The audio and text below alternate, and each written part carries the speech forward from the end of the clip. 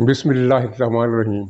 अस्सलाम वालेकुम नाज़रीन। कौमी असम्बली में पिछले दिनों 3-4 दिन तक जो हुकूमत की तरफ से एक प्लानिंग के तहत गुंडागर्दी और पार्लियामेंट की बेहुरमती का जो माहौल बनाया गया, उसके बाद अखबारात में एक मुहिम फिर शुरू हो गई है कि सदारती निज़ाम पाकिस्तान में होना चाहिए, क्योंकि ये असम्बलियाँ जो हैं ये अवाम के तवक्कुआत को पूरा नहीं उतर सकी और इन्होंने मायूस किया है। और उनका किरदार कुछ ऐसा है कि पार्लिमानी निज़ाम में इसी तरह के लोग ही आएंगे, अच्छे लोग आ ही नहीं सकते। और अब जो बलूचिस्तान असम्बली में हुआ है, उसके बाद ये बहस ज़्यादा ज़ोर पकड़ जाएगी। बलूचिस्तान असम्बली में जो कुछ हुआ उसके बारे में एक फ़िक्रा मैं ये कहना चाहता हूँ कि ये जाम कमाल जो वज़ीर आला है, और लेकिन खुद को वज़ीर आला नहीं समझता बल्कि महाराजा समझता है, उसकी पॉलिसियों की वजह से ये गड़बड़ हुई और अरकान असम्बली को मारा गया, पीटा गया, 4 MPA ज़ख्मी हुए। असम्बलियों की तारीख में पहली मरतबा ये हुआ कि बख्तर बंद गाड़ी हुकूमत ने गेट पर चढ़ा दी। इसकी जद में एक MPA आते आते बचा। और ये जाम कमाल वही है जिसका 12 साल का बेटा वज़ीर आला का प्रोटोकॉल लेकर घूमता है और पूरे इलाके में जब वो निकलता है तो कर्फ्यू नाफिज होता है। तो मतलब ये है कि ये वज़ीर आला नहीं है, ये मुंतखब नुमाइंदा नहीं है, ये महाराजा है जिसको मुसल्लत किया गया है, बिल्कुल उसी तरह से जिस तरह इमरान खान को वज़ारत उज़्मा की सीट पर मुसल्लत किया गया, और वो भी खुद को वज़ीर आज़म नहीं बल्कि बादशाह सलामत समझता है। तो बहरहाल ये जो बहस है, इस पर कुछ संजीदा लोगों ने खतरे की घंटी बजाई है, जिनमें नजम सेठी साहब भी शामिल है। उन्होंने फ्राइडे टाइम्स में जो एडिटोरियल लिखा है उसमें यही बताने की कोशिश की है कि दाल में कुछ काला है और पीछे कुछ लोग हैं जो सदारती निज़ाम लाना चाहते हैं। सोशल मीडिया पर भी कुछ संजीदा हल्के हैं जो इस दाल में काले को महसूस कर रहे हैं। इस ज़मीन में ये राय भी दी जा रही है कि इसके पीछे फ़ौज है, यानी फ़ौज चाहती है कि सदारती निज़ाम लाया जाए। मेरा ख्याल है कि फ़ौज इसके पीछे नहीं है, और मेरे इस मौक़िफ़ के हक़ में मेरे पास कुछ दलाइल है। लेकिन इससे पहले मैं ये अर्ज़ करना चाहता हूँ कि ये थ्योरी, साज़िशी थ्योरी, यानी इसके पीछे फ़ौज है, ये 2 साल पहले भी चली थी, और मैंने उस वक्त जो कॉलम तहरीर किया था उसमें इस साज़िशी थ्योरी का जिक्र किया था, लेकिन इसको कबूल करने के बारे में कोई अपनी कतई राय नहीं दी थी। वो थ्योरी ये थी जो 2 साल पहले चली थी। कुछ लोगों ने सोशल मीडिया पर इसी तरह बात की थी और कुछ व्लॉग्स भी आए थे। इस तरह की बात थी कि इमरान खान को लाने वाले ये बात अच्छी तरह जानते थे, अच्छी तरह जानते हैं कि ये मुल्क में सफाया फेर देगा और हर चीज़ को तबाह कर देगा, मुल्की मईशत और माशरत का कबाड़ा कर देगा, सियासी अनारकी पैदा कर देगा और पार्लियामेंट को बेतौकील कर देगा। और ये लाने वाले अच्छी तरह जानते हैं, इसीलिए वो इसको लाए हैं ताकि इमरान खान हर शय को बर्बाद कर दे, और जब बर्बाद कर दे तो फिर हम आए कि देखो ये जो अवाम ने जिसको अपनी आखिरी उम्मीद समझा था उसकी भी ये हालत है, तो फिर अब कहाँ जाए, अब कोई रास्ता नहीं है सदारती निज़ाम लाने के लिए। ये थ्योरी उन दिनों भी चल रही थी और आजकल फिर ये थ्योरी चल रही है कि इसके पीछे फ़ौज है। मेरा ख्याल है कि फ़ौज इसके पीछे नहीं है, इसके पीछे ख़ुद इमरान खान है। नाज़रीन, ये बहुत ही बोधी दलील है कि ये पार्लिमानी निज़ाम जो है ये नकारा है, इसमें इसी तरह के गंदे, खबीस और ज़लील किस्म के लोग आ जाते हैं असम्बलियों में और जिनको आवाम से कुछ सरोकार नहीं होता।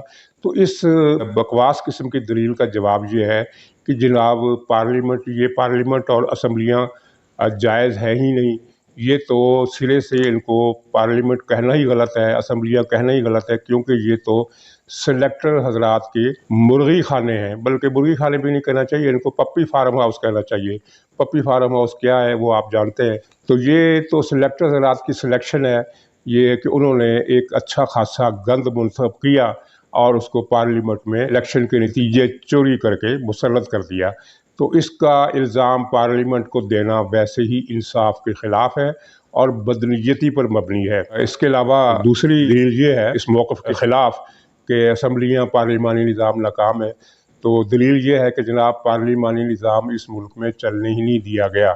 10 साल सदारती निज़ाम रहा अयूब खां का, 3 साल सदारती निज़ाम रहा याह्या खान का, बीच में एक भुट्टो साहब की हुकूमत आई, उसने मुद्दत पूरी की और उसमें जहाँ बहुत सारे गलत काम भी हुए, आमराना रुझानात थे, अपोजिशन को बर्दाश्त नहीं किया जाता था और बहुत सारी खामियाँ थी।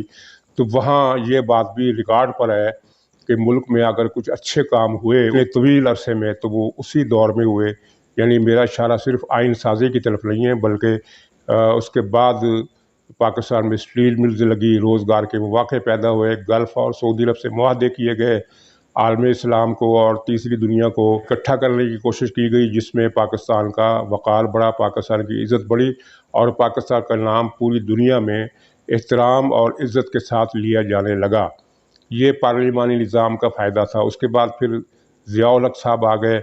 10 साल उन्होंने इस मुल्क का बाजा बजाया और हर चीज़ को दरियाबुर्द करने के बाद मुल्क को मनशियात और हथियारों के कल्चर का शिकार बनाने के बाद वो जब चले गए तो फिर पार्लिमानी निज़ाम बहाल हुआ, लेकिन वो महदूद पार्लिमानी निज़ाम था जिसके पास इख्तियारात नहीं थे। 2 असम्बलियाँ, 2 गुलाम इस्हाक़ ने तोड़ी, एक फारूक लगारी ने तोड़ी जो इस्टेब्लिशमेंट के ख़ुसूसी आला कार थे, और उसके बाद एक असम्बली जनरल साहब ने तोड़वाई। यानी ये 4 हुकूमतें ढाई साल की एवरेज जो थी, किसी के 2 साल, किसी के 3 साल, किसी के पौने 2 साल, तो एवरेज आप निकाल लें 2.5 साल। यानी 4 पार्लियामेंट्स ने अपनी मुद्दत पूरी करने के बजाय 2.5 साल पर मुहित रहीं, और इस तरह 10 साल में 4 हुकूमतें ख़त्म हुई, जिसके बाद फिर मार्शल लॉ लग गया और पाकिस्तान की तारीख़ का बदतरीन इंसान, मेरा मतलब बदतरीन से ये है कि 1907 से पहले का जो ज़माना था उसका बदतरीन इंसान परवेज़ मुशर्रफ, जिसकी गद्दारी और वतन फरोशी और मुल्क फरोशी, बल्कि पाकिस्तानियों को उसने बेचा, एक कोहराम बर्पा करके पाकिस्तान की हर चीज़ तबाह करके, पाकिस्तान को बर्बाद करके, पाकिस्तान में खाला जंगी करा के, पाकिस्तान को दहशतगर्दों के हवाले करके, पाकिस्तान के अड्डे और रसद के रास्ते अमेरिका के हवाले करके 1 लाख के करीब पाकिस्तानियों को शहीद करवा के वो जब रुखसत हुआ तो उसके बाद फिर दोबारा पार्लिमानी निज़ाम बहाल हुआ, जिसमें जरदारी साहब ने 5 साल की मुद्दत पूरी की, लेकिन उनको हुकूमत नहीं करने दी गई। और इसमें ये मानना पड़ेगा, एतराफ़ करना पड़ेगा कि पार्लिमानी निज़ाम को फ़ेल करने की साजिश में अगर जरदारी साहब की भी कुछ गलतियाँ हैं, तो उसमें नवाज़ शरीफ की गलती भी है, जिन्होंने मुल्क में जमहूरियत के मुखालफों का साथ दिया और उस हुकूमत को नाकाम बनाने की कोशिश की। बहरहाल वो 5 साल गुज़रे, उसके बाद नवाज़ शरीफ की हुकूमत आई 2013 में, और 2014 में इस्टेब्लिशमेंट ने इमरान खान को उनके ख़िलाफ़ खड़ा कर दिया, यानी हुकूमत का पहला साल ही एक बहरान से दो चार हो गया। फिर बाकी 3 साल जिस तरह गुजरे आपके इल्म में, और फिर पनामा केस आया जिसके बारे में खुद जजों ने कहा कि ये जाली केस था और हम मजबूर थे नवाज़ शरीफ को नाअहल करने के लिए। इस तरह की बातें वो प्राइवेट महफिलों में करते हैं। और परसों तरसों इरफान कादर साहब ने जो तफसीली इंटरव्यू दिया है वो वेबसाइट पर मौजूद है, उस यूट्यूब पर मौजूद है, उसे आप पढ़ें तो आपको पता चलेगा कि ये किस तरह की साजिश थी। तो कहने का मतलब ये है, यानी इसका खुलासा ये है कि पार्लियामेंट को काम ही नहीं करने दिया गया। फिर भी पाकिस्तान की तारीख में जितने भी अच्छे और काबिल ज़िक्र काम हुए हैं वो इन मफलूज, लूली लंगड़ी, बेख्तियार पार्लिमानी हुकूमतों के दौर ही में हुए हैं। फ़ौजी हुकूमतों के दौर में सिवाय हमागीर तबाही के, हमागीर बर्बादी के और कुछ नहीं हुआ। और ये पाकिस्तान की तारीख में पहला मौका है कि एक ऐसी हुकूमत जो फ़ौजी नहीं है, बज़ाहिर उसका चेहरा सिविलियन है, बज़ाहिर वो मुंतखब हुई है, यानी 2018 के इलेक्शन में उसने पाकिस्तान को उसी तरह तबाह और बर्बाद किया है जिस तरह फ़ौजी हुकूमतें पाकिस्तान को बर्बाद करती रही हैं। एक बहुत बड़ा मुगालता होता है कि अयूब खान के दौर में तो कारखाने लगे, ये आम बात की जाती है। तो उसमें अर्ज़ ये है कि ये दिखावा था। अयूब खान के दौर में 3 काम हुए पाकिस्तान को तबाह करने के लिए। एक तो ये है कि पाकिस्तान को मालियाती इदारों का ग़ुलाम बनाया गया, जबकि पाकिस्तान को मालियाती इदारों की मोहताजी उस वक्त नहीं थी। पाकिस्तान गरीब मुल्क ज़रूर था, लेकिन वो इतना मोहताज नहीं था, तरक्की के फासले रास्ते पर बढ़ रहा था। उसे IMF की ग़ुलामी में अयूब खान ने दिया। दूसरा काम उसने ये किया कि भारत को दरिया बेचे और कश्मीर का एक टुकड़ा चीन को दे दिया और बलूचिस्तान का एक टुकड़ा ईरान को दे दिया। और तीसरा काम उसके दौर में ये हुआ कि पाकिस्तान की जो मईशत थी उसको बर्बाद इस तरह किया गया कि मिडिल क्लास का ख़ात्मा करने का रास्ता अयूब खान ने हमवार किया और मुल्क की सारी दौलत 20 ख़ानदानों में सिमट आई।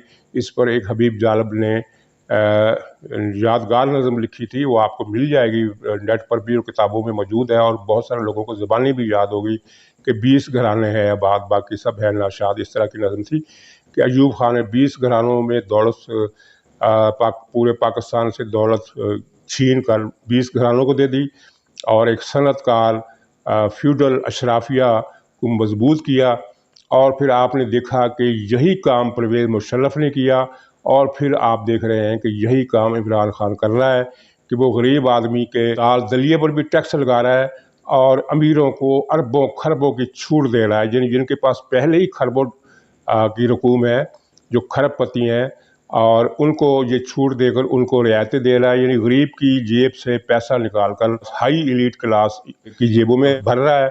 चुनांचे पाकिस्तान से मिडिल क्लास का खात्मा हो रहा है।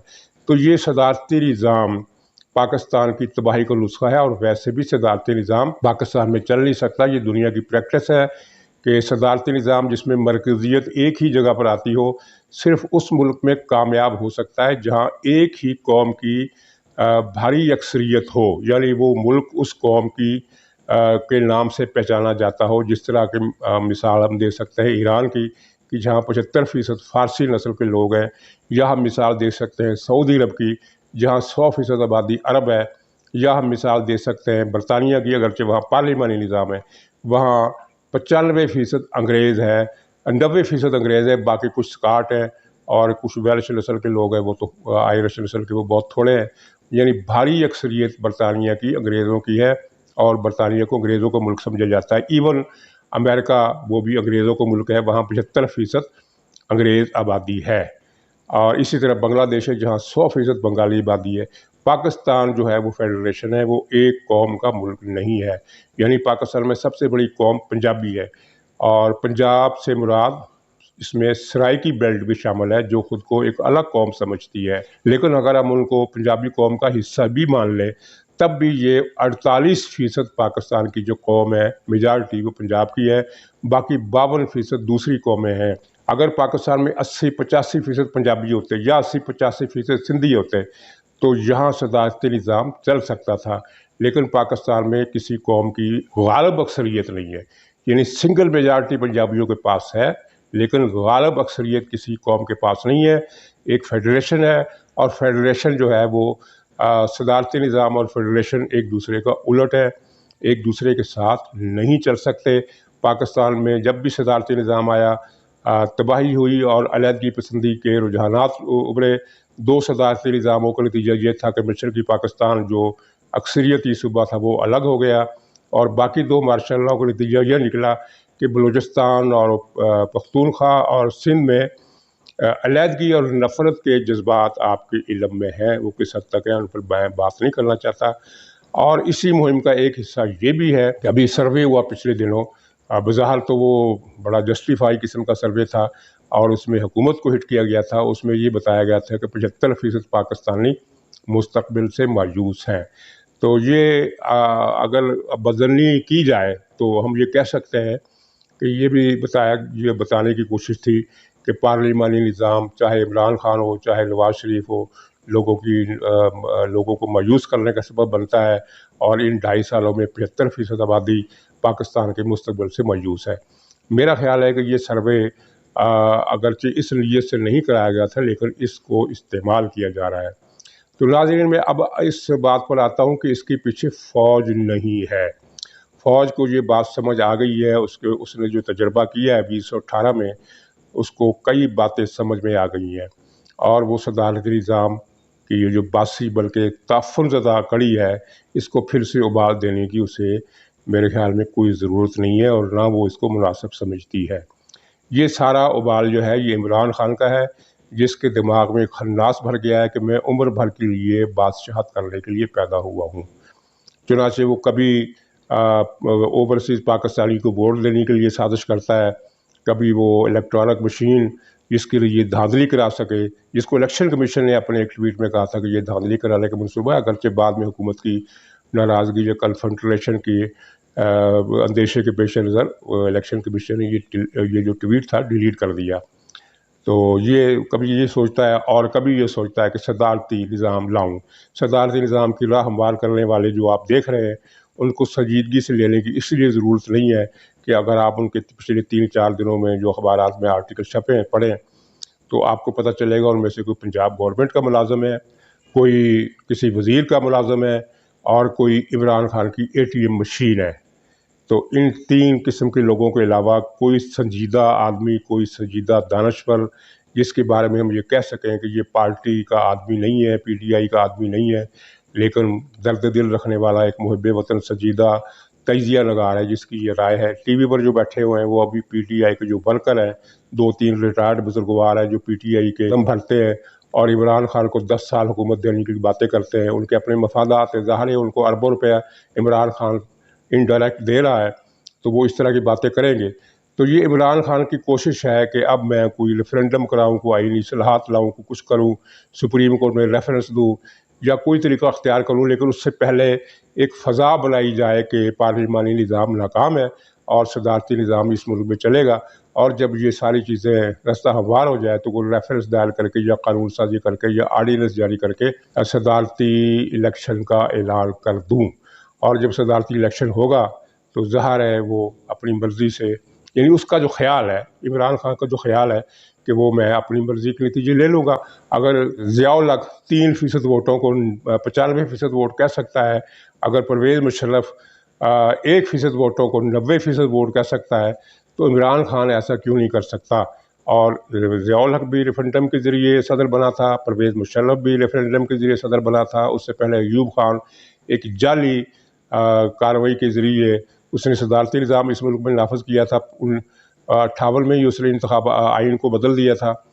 تو اب یہ خناس جو ہے عمران خان کے دماغ میں گھس گیا ہے اور اس کے ساتھی اسے پٹی پڑھا رہے ہیں کہ آپ تو بہت مقبول ہیں، آپ کو 90 لاکھ اوورسیز پاکستانی ووٹ دیں گے، حالانکہ یہ بھی مغالطہ ہے۔ مختصر طور پہ میں بات کرتا ہوں کہ 90 لاکھ جو پاکستانی ہیں ان میں سب سے زیادہ تو مڈل ایسٹ میں ہے، اور اس کے بعد ان کی تعداد برطانیہ میں ہے، اور برطانیہ ایک ایسا ملک ہے جہاں 2 طبقے ہیں پاکستانیوں کے۔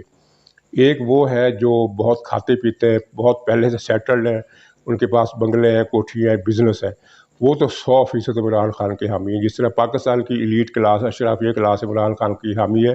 آپ کسی پوسٹ سوسائٹی میں چلے جائیں اور 6 کنال کے بنگلے میں، 10 کنال کے بنگلے میں، تو وہاں آپ کو عمران خان کی حمایت ملے گی۔ لیکن جو لیبر کلاس ہے برطانیہ میں، جو نسبتاً تھوڑی ہے، وہ عمران خان کے خلاف ہے۔ مڈل ایسٹ میں اوورسیز پاکستانی جو ہیں ان کا جو وہ حصہ جن کو آپ ایلیٹ کہہ سکیں وہ بہت تھوڑے ہیں۔ یہاں زیادہ تر کچھ لیبر ہیں اور کچھ کلرک کلاس کے ہیں اور کچھ آفیسر کلاس کے بھی ہیں، لیکن ایلیٹ کلاس کے ان میں سے کوئی بھی نہیں ہے، ان میں سے کسی کا پاکستان میں 10 کنال کا بنگلہ نہیں ہے۔ اور یہ مڈل ایسٹ میں جو پاکستانی ہیں یہ ان کی اکثریت عمران خان کے ساتھ نہیں ہے۔ اسی طرح کچھ پاکستانی امریکہ میں ہیں جو مڈل ایسٹ سے بھی کم ہے اور انگلینڈ سے بھی کم ہے، وہ وہاں بھی یہی تقسیم ہے کہ جو تو ایلیٹ کلاس ہے جن کے پاس وہاں بھی اربوں روپے کے بنگلے ہیں اور بہت بڑی بڑی جائیدادیں اور ان کی کاریں ہیں بہت بڑی بڑی، ان کی کوٹھیوں کے گراج جو ہیں ان میں 10 کاریں کھڑی ہوتی ہیں، وہ بلا شبہ عمران خان کے ساتھی ہے، عمران خان کے حامی ہے۔ لیکن وہاں کی جو نسبتاً کم آمدنی والی کلاس ہے وہ عمران خان کی حامی نہیں ہے۔ اس لیے پہلا مغالطہ تو آپ یہ دور کر لیں کہ اوورسیز پاکستانی سارے کے سارے عمران خان کے حق میں ہے، اور دوسرا مغالطہ آپ یہ دور کر لیں کہ عمران خان ان سے ووٹ دلوا سکے گا، کیونکہ پاکستان کے آئین کی جو روح ہے اس میں یہ ہے کہ غیر ملکی شہریت رکھنے والے پاکستانیوں کو جو ووٹ کی اجازت ہے وہ ایک کچھ شرطوں کے ساتھ ہے، اس طرح نہیں۔ اور جس طرح عمران خان چاہتا ہے کہ الیکٹرانک مشین کے ذریعے پاکستانی ووٹ دے اور سارا یہ نتیجہ بدل لے، تو یہ بات لمبی ہو جائے گی، اس کو میں ختم کرتا ہوں۔ اور میں آپ کو یہ بتا دینا چاہتا ہوں کہ یہ باسی اور تعفن زدہ کڑاہی کا ابال پھر چند دنوں کے لیے ہے، اور صدارتی نظام کا جو خناس ہے یہ عمران خان کی خام خیالی ہے۔ ناظرین، خدا حافظ۔